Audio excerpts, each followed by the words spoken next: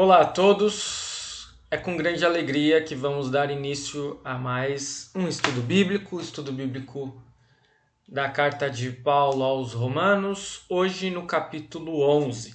Que todos sejam bem-vindos e que o Espírito Santo possa nos conduzir ao longo deste estudo, e nós iniciamos ele em nome do Deus Triuno, Pai, Filho e Espírito Santo. Amém. Muito bem, nós estamos então no capítulo 11 de Romanos, vimos o capítulo 10 semana passada e hoje o capítulo 11. No capítulo 11, nós temos algumas questões interessantes para refletirmos. Uma delas é: quem é o povo de Deus? Quem é o povo de Deus? Muitas vezes nós lemos no texto bíblico, inclusive no Antigo Testamento, que o povo de Deus, o povo que Deus escolheu, foram os israelitas. E essa informação, ela não é incorreta, mas ao mesmo tempo ela não é correta. Como assim? Algo não pode ser incorreto e correto ao mesmo tempo, né? Mas aí eu explico para vocês. Ela não é incorreta, senão ela não estaria na Bíblia. De fato, Deus escolheu o povo de Israel. Agora, ela não é totalmente correta no sentido de pensarmos que apenas esse povo é de Deus e que somente este povo será salvo. Aí não. Algo que nós precisamos entender também é que muitas vezes até historiadores e sociólogos, filósofos costumam dizer que a origem das grandes religiões do mundo está no judaísmo. E essa informação também ela é um tanto quanto imprecisa. Porque uma coisa são os judeus, outra coisa os israelitas. A origem cristã, a origem bíblica está sim no povo hebreu, no povo de Israel, mas não exatamente nos judeus. Há uma distinção que precisa ser feita. Porque Abraão não era exatamente judeu. Abraão era israelita. Mas o que é ser judeu, pastor? Se nós observarmos, o judaísmo como ele é praticado hoje e o seu corpo doutrinário, ele é fruto mais ou menos dos anos ali de 700, 600, 500 antes de Cristo. Mas não 2.000, 3.000 anos antes de Cristo. Lembrem-se que a história de Israel e Moisés, algo que vem bem antes dessa data que eu precisei, ele recebeu as leis de Deus, começou a existir as práticas culticas, e as práticas culticas, elas eram muitas vezes de sacrifícios de animais. Havia então, num primeiro momento, os tabernáculos. Num segundo momento, após a construção do templo por Salomão, os animais eram então sacrificados ali também. E num terceiro momento, pós cativeiro babilônico, vem então as práticas do que é hoje o judaísmo. Porque o povo ele foi cativo para a Babilônia, ele teve que sair de Israel. E daí então nós percebemos que muitas práticas que eram feitas deixaram de ser feitas. E até mesmo livros começaram a ser escritos em sintonia com o texto bíblico, com o texto do Antigo Testamento, digamos assim. E o povo começou a seguir não apenas o Antigo Testamento, mas também aquelas leis, por exemplo, as 613 leis dos fariseus, que não é bíblico. Portanto, perceba que A origem cristã está em Israel, a origem cristã está em Abraão, a origem cristã está no Antigo Testamento, mas não na religião judaica. São duas coisas distintas.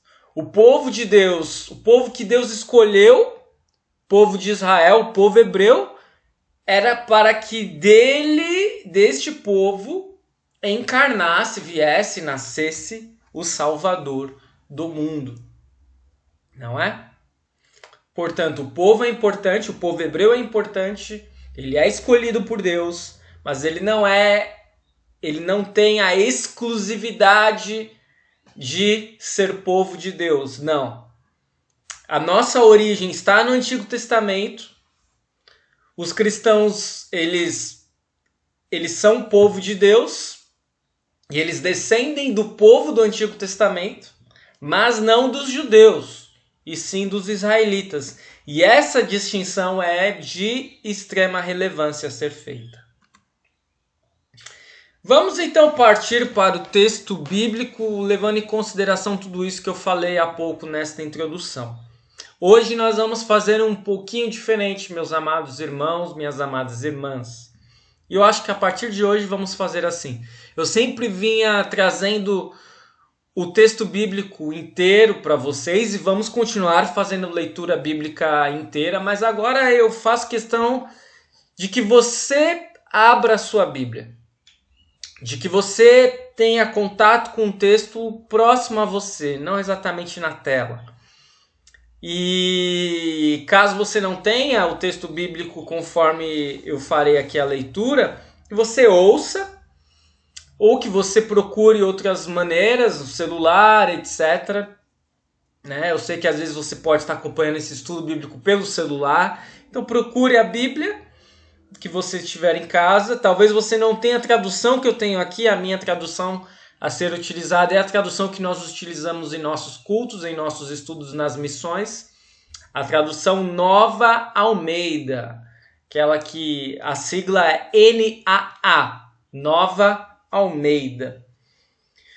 Pois bem, seguindo então tudo isso, eu espero que você tenha a Bíblia aí com você e nós vamos ler Romanos 11, 1 a 6 neste primeiro momento. Romanos 11, 1 a 6. Siga a leitura comigo então. Lá diz assim: Então eu pergunto, será que Deus rejeitou o seu povo? De modo nenhum. Porque eu também sou israelita, da descendência de Abraão, da tribo de Benjamim. Deus não rejeitou o seu povo, a quem de antemão conheceu. Ou vocês não sabem o que a Escritura diz a respeito de Elias? Como pediu com insistência diante de Deus contra Israel, dizendo: Senhor, mataram os teus profetas, derrubaram os teus altares, sou o único que sobrou e procuram tirar-me a vida. Mas qual foi a resposta divina? Foi esta: reservei para mim 7.000 homens que não dobraram os joelhos diante de Baal. Assim também nos dias de hoje sobrevive um remanescente, segundo a eleição da graça. E se é pela graça, já não é pelas obras. Do contrário, a graça já não é graça. O que é tudo isso aqui, meus amados? Eu faço a pergunta inicial: Deus rejeitou o seu povo? Percebam, conforme o que eu havia dito antes, que Paulo não diz eu sou judeu. Aqui, ao menos, nós lemos nessa tradução, ele diz eu sou israelita da descendência de Abraão, da tribo de Benjamim. E ele afirma, respondendo essa questão, Deus não rejeitou o seu povo. Nós vimos nos capítulos anteriores que a salvação não é pela lei, é pela fé em Cristo Jesus. O apóstolo Paulo vai dizer que a sua grande tristeza é que grande parte dos seus patrícios não acredita assim, mas acredita que pode, por seus próprios esforços ou pelo fato de serem descendentes de Abraão, serem salvos. E Paulo contrapõe tudo isso. Mas Paulo vai dizer o seguinte, que a salvação é para todos, inclusive para os israelitas. E que haveria neste povo um remanescente, diz lá no versículo 5. Assim também nos dias de hoje sobrevive um remanescente, segundo a eleição da graça. Ou seja, quem sobrou, o remanescente de Israel, sobrou por graça, por fé, assim como o apóstolo Paulo. Ele está ligado a Deus, não mais pelo cumprimento de leis, não mais por ser descendente de Abraão, mas pela graça e pela fé em Cristo Jesus. Deus rejeitou os israelitas? Não. Os israelitas serão salvos apenas por serem povo de Israel? Também não. Mas aí como é que fica isso? Deus não rejeitou o seu povo, ou o povo que ele escolheu para que dele viesse o Messias, mas aqueles que permaneceram são os remanescentes que seguiram fielmente com as profecias e acreditaram que o cumprimento das profecias está em Jesus. Esses que seguiram o caminho da graça, esses continuam sendo eleitos, continuam sendo povo de Deus. Vamos então para Romanos 11, 7 a 10. E lá diz assim: que diremos então? O que Israel buscava, isso não alcançou, mas a eleição conseguiu isso. Os demais foram endurecidos, como está escrito. Deus lhes deu um espírito de profundo sono, olhos para não ver e ouvidos para não ouvir, até o dia de hoje. E Davi disse que a mesa deles se transforme em laço e armadilha, em tropeço e punição. Que os olhos deles se escureçam para que não vejam e fiquem para sempre encurvadas as suas costas. Percebam que o apóstolo Paulo, ele não deixa nenhuma dúvida no ar a respeito de quem ele descende, da sua linhagem, da sua origem. E ele faz isso não apenas dizendo eu sou israelita, eu sou descendente de Abraão, mas ele faz isso citando constantemente, não apenas na carta aos Romanos, mas em todas as suas outras cartas, ele cita constantemente o Antigo Testamento. E aqui ele fala em Davi, aqui ele também está citando Isaías. Então ele cita Isaías quando ele fala que teriam olhos para ver, mas não veriam, teriam ouvidos para ouvir, mas não ouviriam.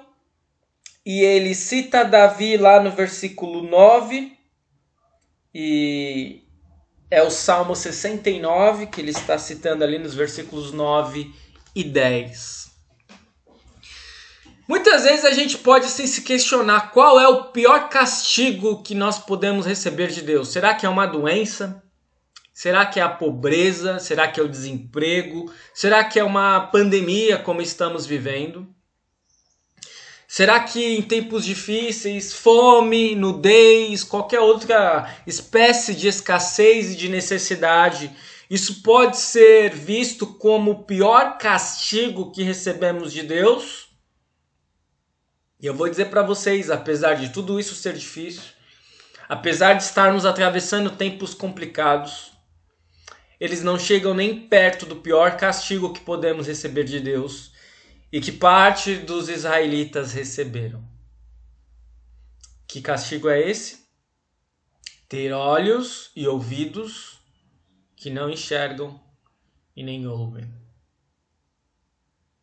Ter olhos que não enxergam e ouvidos que não ouvem. A gente sabe que é terrível observar alguém que nasce sem poder enxergar, que nasce sem poder ouvir.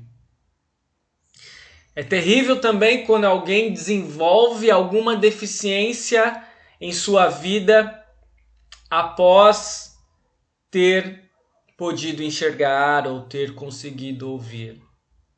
É terrível. É muito difícil viver sem enxergar, é muito difícil viver sem ouvir. Agora, espiritualmente é infinitamente pior. Pessoas que não conseguem crer em Deus, que estão vendo Ele, que estão vendo as suas obras, as suas ações, a sua influência em sua vida, mas não conseguem enxergar. Que estão ouvindo Deus sussurrar em seus ouvidos, mas ainda assim não conseguem ouvir. Isso ocorreu com o povo de Deus? Com parte do povo de Deus, talvez sim. Mas o verdadeiro povo de Deus, esse não é contagiado pelo pior castigo. O verdadeiro povo de Deus tem olhos e vê.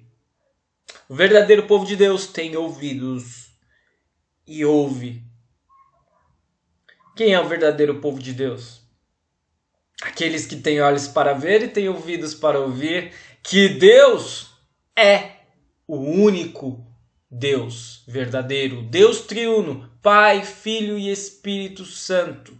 Aquele que prometeu que enviaria um Salvador, que enviou um Salvador que cumpriu a lei em nosso lugar, que morreu em nosso lugar, que ascendeu aos céus e que enviou o seu Santo Espírito. Deus envia o Santo Espírito para que possamos crer e sermos salvos por Cristo Jesus. Amém? Romanos 11 a 16 diz assim: então eu pergunto, será que eles tropeçaram para que caíssem? De modo nenhum. Mas pela transgressão deles a salvação chegou aos gentios, para fazer com que os judeus ficassem com ciúmes. Ora, se a transgressão deles resultou em riqueza para o mundo, e a diminuição deles resultou em riqueza para os gentios, quanto mais a plenitude deles. Dirijo-me a vocês que são gentios, visto que eu sou apóstolo dos gentios, glorifico o meu ministério, para ver se de algum modo posso fazer com que os do meu povo fiquem com ciúmes, e alguns deles se salvem. Porque se o fato de eles terem sido rejeitados trouxe reconciliação ao mundo, que será o seu restabelecimento, senão vida dentre os mortos? E se forem santas as primícias da massa, igualmente será santa a sua totalidade. Se for santa a raiz, também os ramos o serão. E neste trecho, nós adentramos um pouco no conflito que o apóstolo Paulo passava.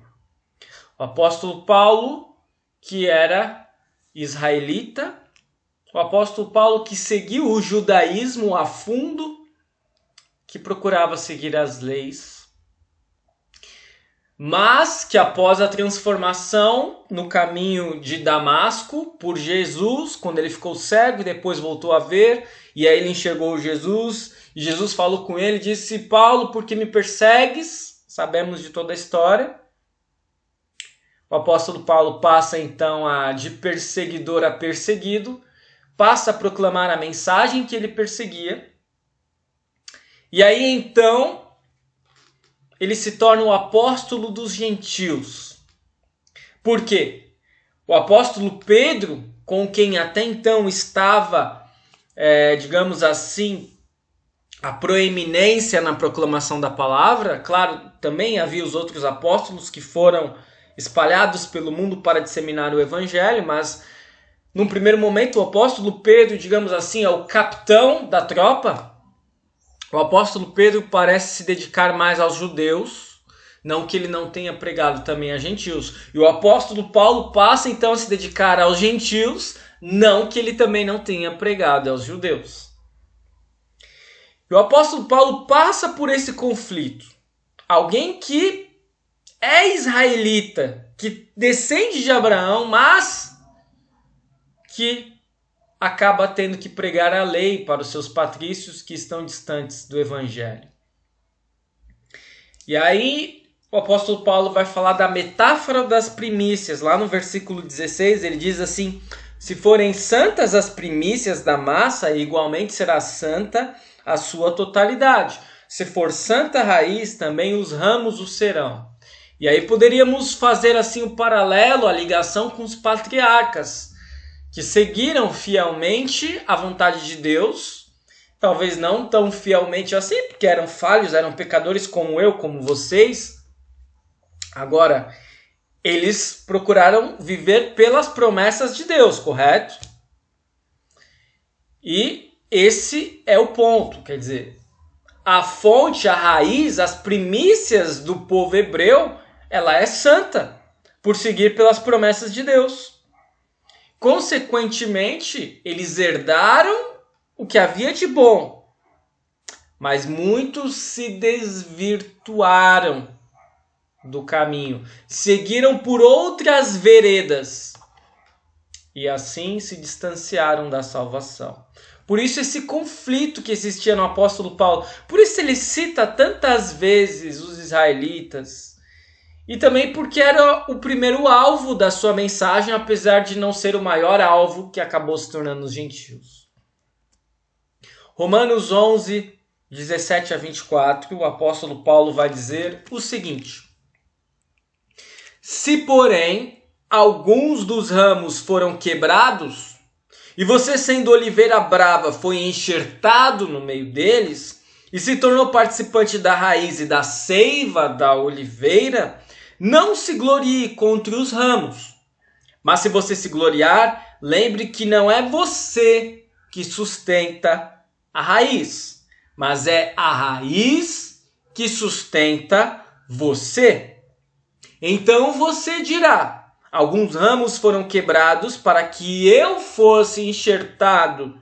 Correto? Eles foram quebrados por causa da incredulidade.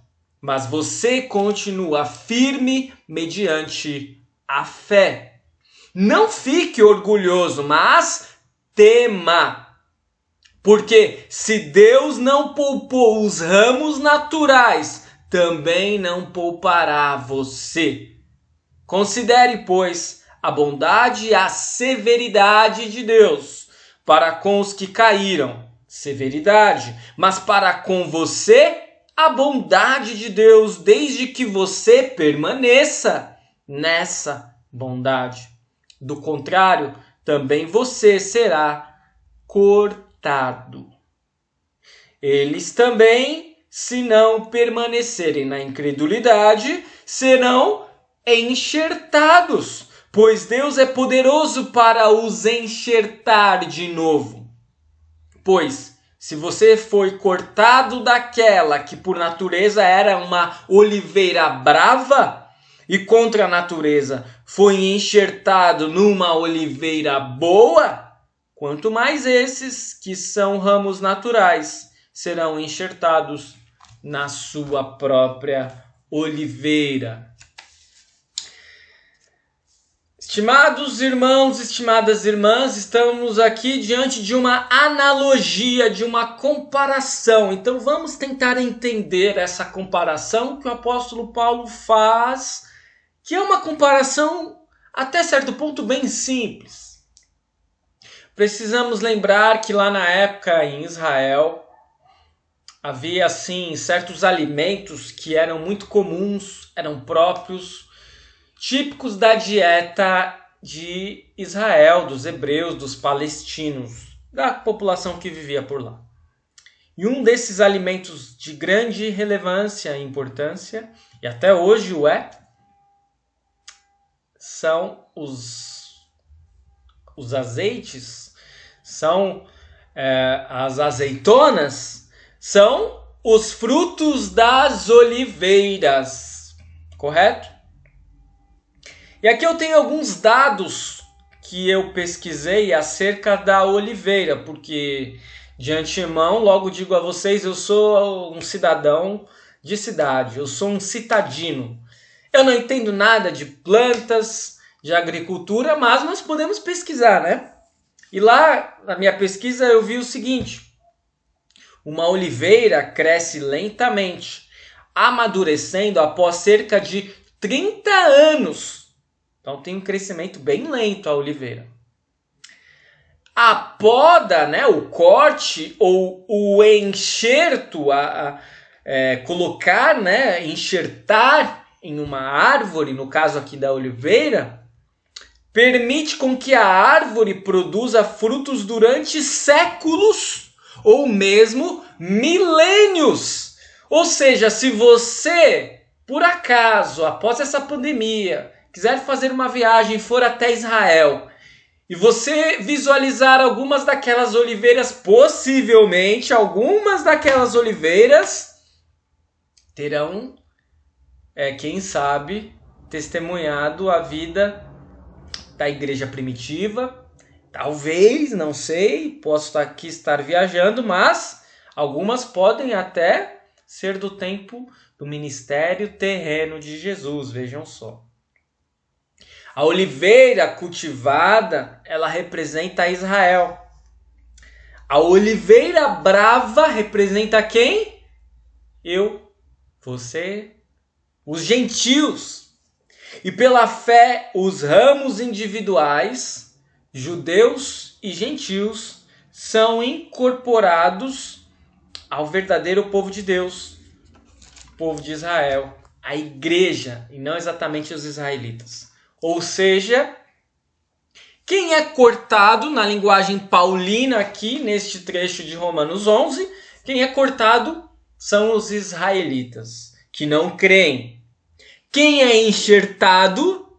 Os gentios, que creem. Que creem em quem? Em Cristo Jesus, como seu único e suficiente Salvador. Por outro lado, o apóstolo Paulo vai dizer: gentios que foram enxertados, vocês aí, cuidado com o orgulho.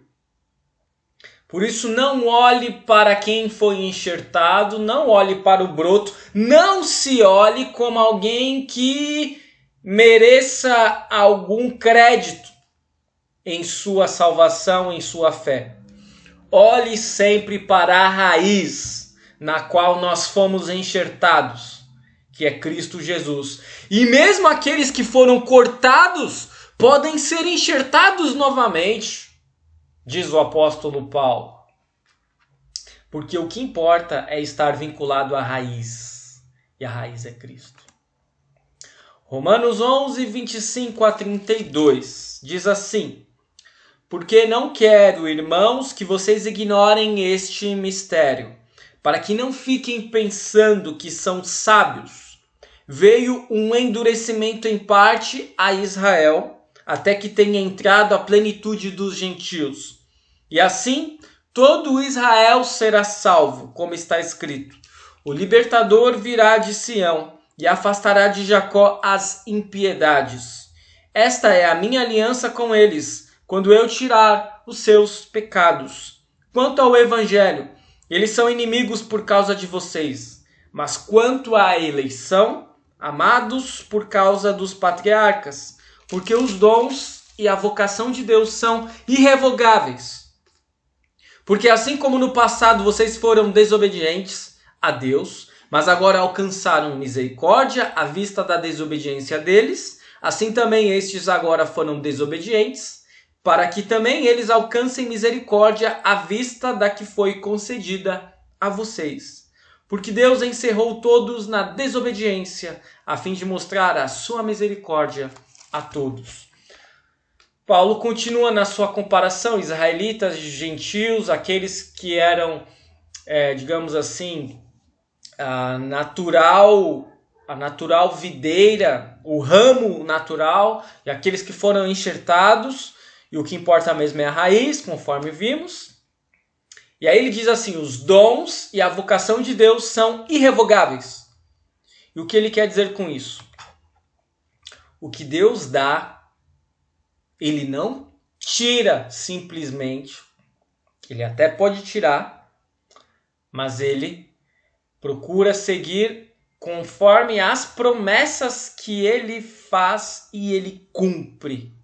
Ele prometeu ao povo de Israel que desse povo viria a salvação, e assim ocorreu. E que se eles crescem, eles seriam salvos. A vocação de Deus, a vontade de Deus, ela é irrevogável. Mas qual é a vontade de Deus? Que apenas os hebreus sejam salvos? Não, que todos sejam salvos. Porque todos foram encerrados, e estão reclusos na mesma desobediência. Todos necessitam do mesmo Salvador. Não há distinção. Apenas podemos ser salvos por estarmos enxertados na raiz, que é Cristo Jesus. Finalizando então, o último trecho do capítulo 11 de Romanos diz assim: ó profundidade da riqueza, tanto da sabedoria como do conhecimento de Deus, quão inexplicáveis são os seus juízos, e quão insondáveis são os seus caminhos. Pois quem conheceu a mente do Senhor? Ou quem foi o seu conselheiro? Ou quem primeiro deu alguma coisa a Deus para que isso lhe seja restituído? Porque dele, e por meio dele, e para ele, são todas as coisas. A ele seja a glória para sempre. Amém. Muito bem, então o apóstolo Paulo termina este capítulo com aquilo que nós chamamos de doxologia, as últimas palavras em louvor a Deus. E aí, o recado é o seguinte, meus amados irmãos, minhas amadas irmãs. Por que que Deus escolheu apenas um povo, que daquele povo viesse o Salvador? Por que exatamente Israel? Por que depois os israelitas eles não creram que era Jesus? E por que que Jesus veio para salvar a todos daquele modo, morrendo daquele modo, em nosso lugar, pagando pelos nossos pecados? Por quê? Por quê? Por quê? Por quê? Por quê? Como nós podemos responder a tantos porquês? Não podemos. Por quê? Os caminhos de Deus são insondáveis. Eu não sei o que passa pelo planejamento de Deus e não tem como eu saber. Eu sou muito pequeno, eu sou minúsculo. Pode o vaso perguntar ao oleiro por que que o Senhor me fez? Não pode. Dele, por meio dele, para ele são todas as coisas. E nós apenas podemos entender que Deus, ele é lei, Deus castiga sim, Deus de fato não salvará a todos, mas o tom principal, o que prepondera em Deus é o seu amor, é a sua compaixão, é a sua misericórdia, é o perdão e a sua vontade de salvar não apenas um grupo, não apenas um povo, mas todos os povos. É essa a vontade final de Deus, e a maneira que ele escolheu de fazer isso foi exatamente por intermédio de Cristo Jesus, nosso Senhor. Comentários finais aqui para este nosso estudo. Alguns aqui inicialmente de Lutero. Lutero diz lá a respeito de Romanos 11:32. Se querem cumprir a lei, não cobiçar como exige a lei, crê em Cristo, no qual te são prometidas graça, justiça, paz, liberdade e tudo. Se creres, terás. Se não creres, ficarás sem.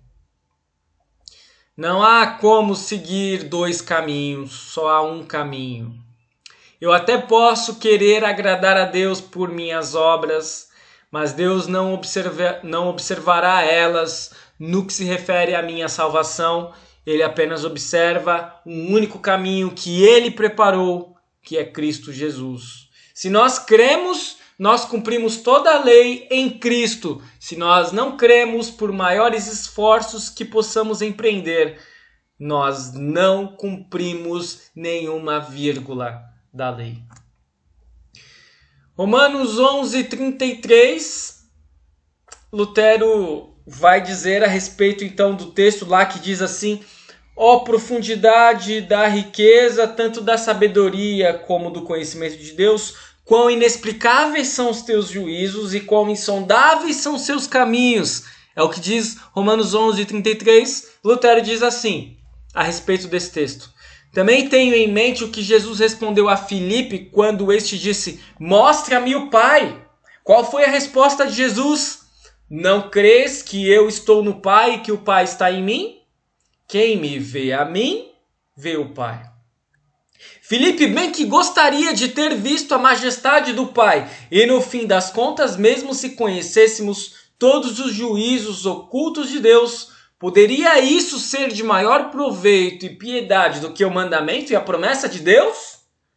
Antes e acima de tudo, porém, exercite a fé nas promessas de Deus e pratique o que prescrevem os seus mandamentos. Então, conforme eu havia dito logo no final ali, no último trecho do nosso texto de hoje, nós não conseguimos compreender. Os caminhos de Deus são insondáveis. Nós não conseguimos entender os planos de Deus.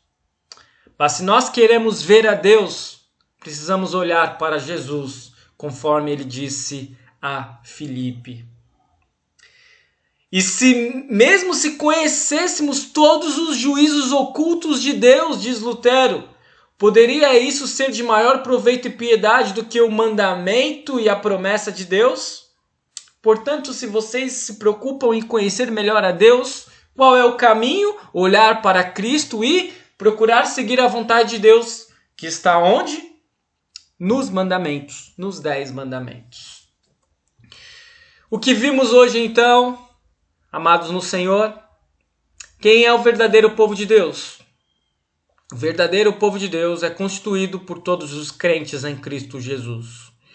O verdadeiro povo de Deus é europeu, é asiático, é africano, é americano, no que se refere a todas as Américas, né? Todos os países do continente América do Sul, Central, Norte, é da Oceania.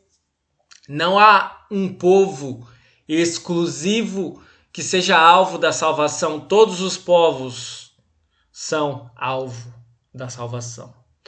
Os caminhos de Deus são inescrutáveis, não podemos entendê-los perfeitamente, não cabe em nossa mente limitada.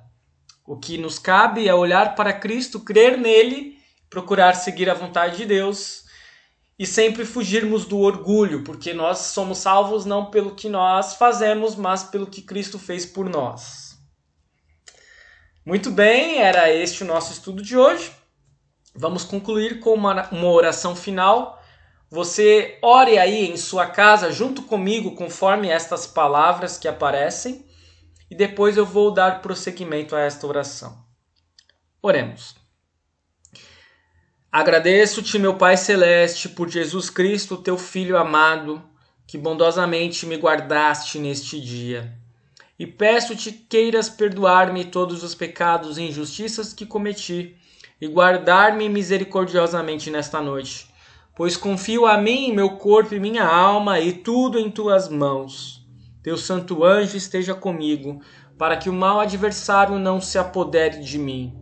Querido Deus, amado Pai, abençoe este irmão, esta irmã que está acompanhando este estudo em sua casa.